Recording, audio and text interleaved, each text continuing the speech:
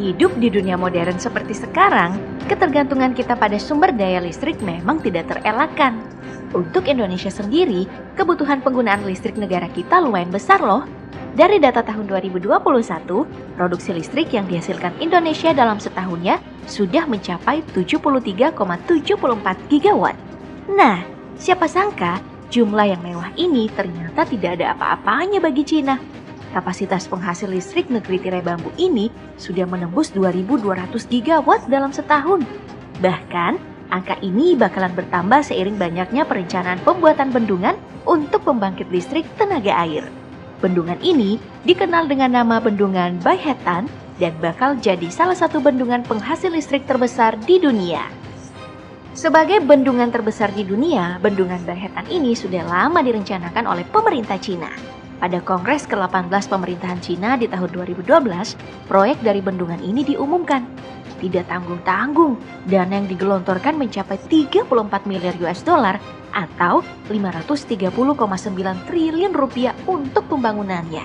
Ide utama dari pembangunan bendungan ini jelas untuk mewujudkan mimpi besar Cina, yaitu untuk memaksimalkan potensi alam di sana.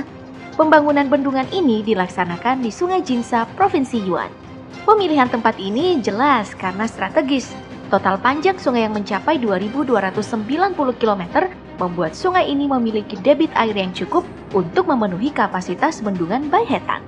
Apalagi kapasitas dan spesifikasi bendungan ini memang fenomenal. Panjangnya mencapai 72 meter dengan tinggi mencapai 289 meter. Setidaknya 275 meter dari tinggi bendungan akan terisi air secara penuh dengan jumlah debit air yang mencapai 20,6 miliar kubik. Dengan kapasitasnya ini, Bendungan Baehetan bisa memproduksi sekitar 60,24 miliar kilowatt-hour listrik. Untuk membuat bendungan yang super megah tadi, semua hal dimulai dengan sebuah penggalian yang sangat rumit karena ada beberapa tahap. Tahap pertama adalah membuat terowongan pengalihan untuk arus dari sungai. Hal ini dilakukan agar tempat pengerjaan dari bendungan bisa dikosongkan dari air dan melancarkan pekerjaan bendungan. Biasanya pembuatan terowongan ini melibatkan peledak untuk memudahkan pekerjaan. Hal ini bakal terus dilakukan hingga ujung terowongan. Nah, untuk memperkuat terowongan ini, tiap inci dari bangunan bakal dibeton supaya mampu menahan debit air dari Sungai Jinsa. Setelah penggalian terowongan untuk mengalihkan arus sungai, pembangunan bendungan pun akan terus dilanjutkan. Sekarang penggalian dilakukan di pinggiran sisi dari bendungan. Bisa kita lihat kalau sisi dari bendungan ini terkikis dengan rapi. Nah, potongan rapi ini tuh tentu dibuat dengan perhitungan yang sangat matang. Apalagi proses pengikisannya menggunakan bahan peledak yang satu kali kesalahan aja nih, urusannya bisa berabe banget. Pengikisan ini bakal terus dilakukan sampai lapisan batuan lapuk habis dan tidak tersisa dengan menggunakan bahan peledak. Seluruh hasil ledakan yang ada kemudian diangkut keluar menggunakan alat berat. Setelah proses penggalian 2 tahap tadi selesai, maka sekarang pindah ke tahap pembangunan bendungan. Hal pertama yang dibangun tentu saja adalah pondasinya dulu. Pembangunan pondasi ini terbagi menjadi 2, mulai dari pemasangan rangka dan juga pengecoran. Biasanya pembangunan bendungan megah seperti Baehetan ini menggunakan beton suhu rendah. Pemilihan beton tersebut dikarenakan spesifikasinya yang lebih rapat. Jadi, kebocoran karena retakan kecil bisa dihindari karena partikel semennya rapat banget. Keberadaan beton suhu rendah ini emang menjadi salah satu pengembangan terbaik di dunia konstruksi. Ya, karena bisa kita bayangin kalau bendungan raksasa punya retakan kecil, jelas bendungan bisa hancur dan mencelakakan banyak orang. Kalau pondasinya udah selesai, kita pindah ke bangunan utamanya untuk membuat bendungan beton ini merekat kuat di kedua sisi daratan. Pertama-tama, kedua sisinya dijebol dulu sedikit miring. Nah, nantinya jebolan di dinding daratan ini bakal jadi penjepit bagi struktur bangunan utama supaya bisa menahan debit air dengan sempurna. Jika pengaitnya udah selesai, maka pembangunan bendungan bisa dimulai dengan aman. Untuk pembangunan bendungan raksasa seperti Baehetan, proses pembangunan bendungan dilakukan dengan cara mengisi blok per blok yang sudah diperhitungkan dengan matang. Cara ini emang kelihatan ribet, tapi jadi yang paling efektif karena memberikan waktu untuk tiap bloknya mengering. Kalau dibangun sekaligus, beton akan lebih mudah menyerap panas dan menimbulkan retakan yang tentu tidak diinginkan semua orang.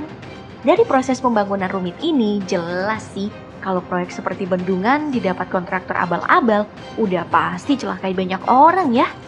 Di badan bendungan yang telah dibuat ini bakal dipasangkan saluran pipa yang lumayan kompleks.